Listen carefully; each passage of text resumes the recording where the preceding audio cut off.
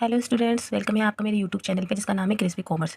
आप तो सभी जानते हैं कि इसमें कॉमर्स रिलेटेड और डीएस रिलेटेड हर तरह की इन्फॉर्मेशन दी जाती है और इसमें कई सारे कंटेंट भी हैं जिसे आप गो थ्रू कर सकते हैं। अभी हम बात करेंगे 3 तारीख को हुए यूजीसी नेट के बारे में। सेकंड शिफ्ट इसमें कॉमर्स का पेपर हुआ था। दोनों पेपर के बारे में मैं आपको जो भी क्वेश्चन आए थे वो बताऊँगी।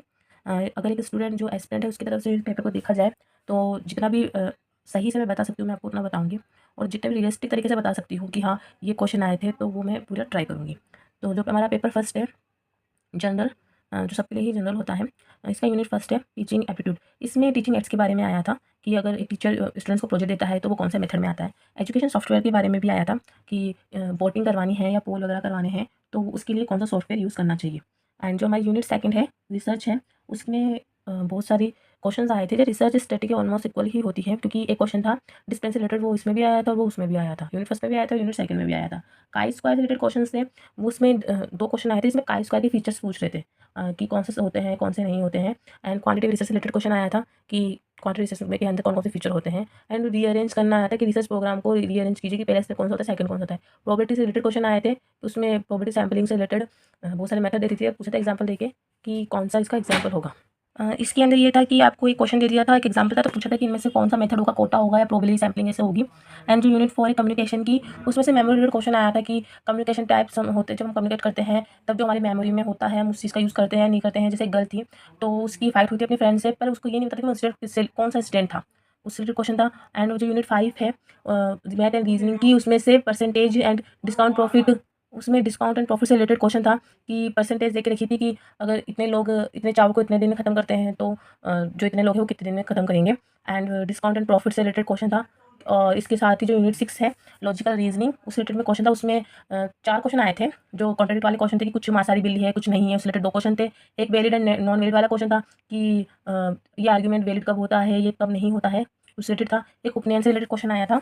एंड जो यूनिट 8 है उसमें मेमोरी से रिलेटेड क्वेश्चन था, रैम रोम से रिलेटेड। एंड उसके बाद में जो शॉर्ट फॉर्म्स आती हैं रिसर्च में भी जो शॉर्ट फॉर्म्स काम आती है उस रिलेटेड क्वेश्चन था। यूनिट 6 में डायरेक्ट से रिलेटेड क्वेश्चन था कि ये बैक्टीरिया होते हैं वायरस से। यूनिट 10 के अंदर ये था कि 1946 से लेकर 47 तक कितनी यूनिवर्सिटी एस्टेब्लिश हो चुकी है, कितने विश्वविद्यालय इंडिया में एस्टेब्लिश हो चुके थे उस टाइम तक। एंड जो हमारा पेपर 2 है कॉमर्स रिलेटेड, उसमें पेपर फर्स्ट थे जिसके अंदर इंटरनेशनल बिजनेस होता है और एनवायरमेंट होती है। जो यूनाकार्ड IMF और WTO से रिलेटेड क्वेश्चन थे कि इनका एस्टिमेट कब हुआ था, कौन से सन में हुआ था। एंड एथेनॉल कॉलिन से रिलेटेड क्वेश्चन था, यानी मिक्स जो मैच द फॉलोइंग है वो वाला क्वेश्चन था। यूनाकार्ड के फीचर्स भी आए थे, इसके फीचर्स और इसके एस्टिमेट दोनों आया था। स्थापित करने वाली डेट और इसके जो फीचर्स होते हैं क्या क्या काम करते हैं वो दोनों आए थे।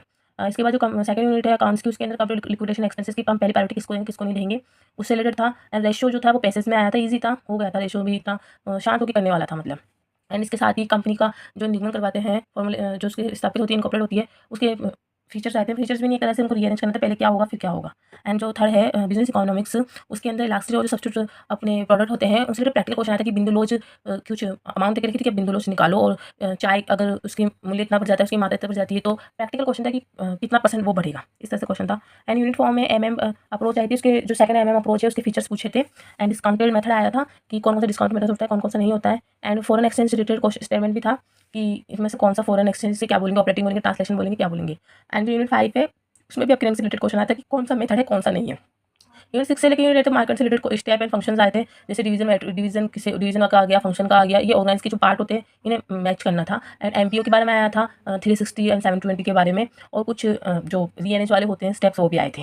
एंड प्राइमरी जो यूनिट 7 है उसके अंदर जो बैंक्स का होता है उसमें प्राइमरी सेकेंडरी जो बैंक या फिर जो मार्केट होते हैं कि उनमें कौन से, जैसे IPO किसमें होता है, FPO किसके अंदर होता है, डायरेक्ट वाला जो मार्केट होता है उसमें मैच द फॉलोइंग आया था। IPO को रजिस्टर कराते समय कौन कौन से स्टेप होते हैं वो आया था। एंड जो यूनिट 9 है उसके अंदर प्रोमिसरी नोट, और जो हम सेल करते हैं तो स्वामित्व हस्तांतरण होता है, तो वो सब जो स्वामित्व हस्तांतरण होता है वो जो प्रोमिसरी नोट होता है, और मतलब ये था कि उनका मतलब आया था। जैसे वचन पत्र तो सामने लिखा हुआ था नेगोशिएबल बिल, और ये कोई प्रोडक्ट बेचते हैं तो रियल स्वामित्व हस्तांतरण होना ये था। और एक और क्वेश्चन आया था जिसमें पूछा था कि स्वामित्व कब हस्तांतरण होता है, मतलब ये है कि या तो जो मृत्यु हो जाती है उस पर सही होता है, परिपक्वता पे सही होता है, ऐसे था। एंड जो यूनिट 10 है उस पर कंप्यूटर टैक्स आया था, ATC से रिलेटेड, ATC-CDD यानी मिक्स जो मैच द फॉलोइंग होता है ना उसमें क्वेश्चन था, कंप्यूटर का अलग था।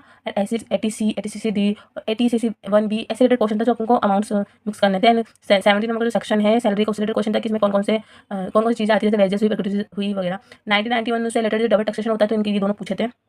And thank you so much ये वीडियो देखने के लिए। हमारे चैनल को लाइक एंड सब्सक्राइब जरूर कीजिए, और आपको अगर अनदर कोई भी इन्फॉर्मेशन चाहिए तो कमेंट सेक्शन में जरूर डालें।